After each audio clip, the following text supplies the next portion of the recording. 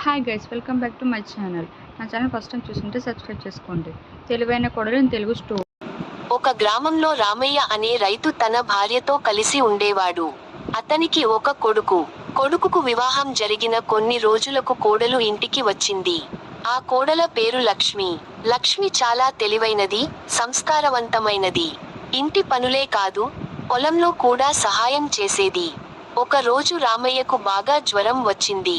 ఇంట్లోని ప్రతి ఒక్కరూ ఆందోళన పడ్డారు. ఎవరు ఏం చేయాలో తెలియక అల్లాడిపోతున్నారు. అప్పుడే లక్ష్మి ముందుకొచ్చి గ్రామ వైద్యుడిని పిలిపించి తలస్నానం చేయించి మూలికల మందులు తయారు చేసి ఇచ్చింది. కొన్ని రోజులలో రామయ్య పూర్తిగా కోలుకున్నారు.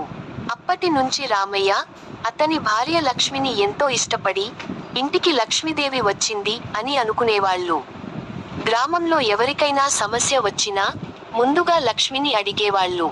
ఆమె అందరూ ఆదరిస్తూ సపోర్ట్ చేస్తారని అనుకుంటున్నట్టు సబ్స్క్రైబ్ చేసుకోండి. Thank you for